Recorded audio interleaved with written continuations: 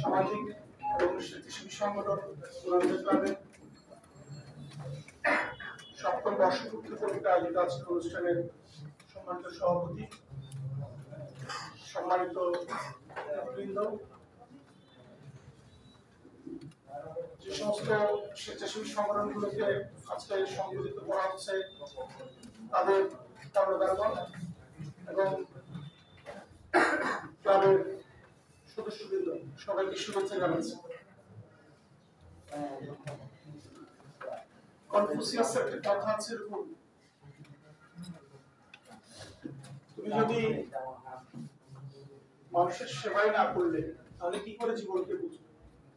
আমরা আমাদের জীবনের উন্নতির জন্য, আমাদের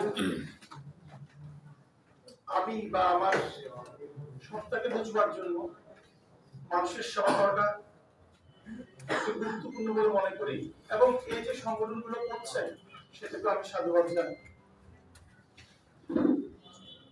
আমাদের সমাজে আমরা যদি লক্ষ্য করি,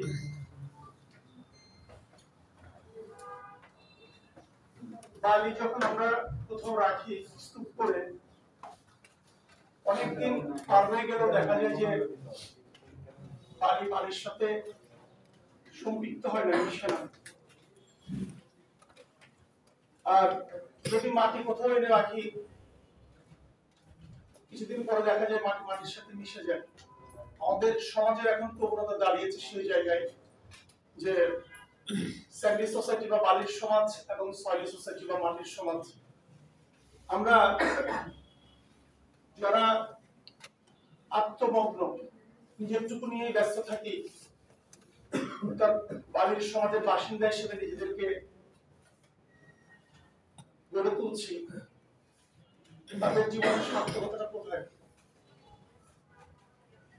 আমাদেরকে আমার সত্তাকে উন্নতি করতে হলে মাটির সমাজে ফিরতে হবে, আমাকে দিয়ে যেন অন্যজনের উপকার হয়।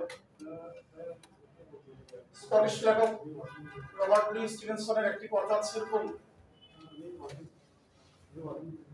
প্রতিদিন কি কি ফসল ঘরে তুলেছ তা গুনতে বসো না, বরং প্রতিদিন কি কি বীজ লাগিয়েছ তা হিসাব রাখো। আমরা আমাদের লাভালাভ ব্যক্তিগত অর্জনগুলোর দিকে যদি মগ্ন না হয়ে, আমরা যদি আমার পারিপার্শ্বিকতার জন্য, আমার পরিবেশের জন্য, সমাজের জন্য যদি নিজেকে উৎসর্গ করতে পারি, তাহলে মানুষ হিসেবে আমার সত্তাটুকু শ্রেষ্ঠ হিসেবে চলে যাবে। আমি প্রত্যাশা রাখছি এই যে সংগঠন, আমাদের সংগঠনের সভাপতি সাহেব বিস্তারিত বলেছেন কিভাবে মানুষের প্রয়োজনে মানুষের পাশে গিয়ে দাঁড়াতে হয়, গোলামদের ক্লাব সবচেয়ে ভালোভাবে দেখিয়েছে। আজকের এই বর্ষপূর্তির দিনে আমি সংগঠনের উত্তরোত্তর সমৃদ্ধি কামনা করছি। আমাকে আমন্ত্রণ জানিয়ে সম্মানিত করায় আয়োজকদের ধন্যবাদ এবং কৃতজ্ঞতা জানাচ্ছি। সবাইকে ধন্যবাদ।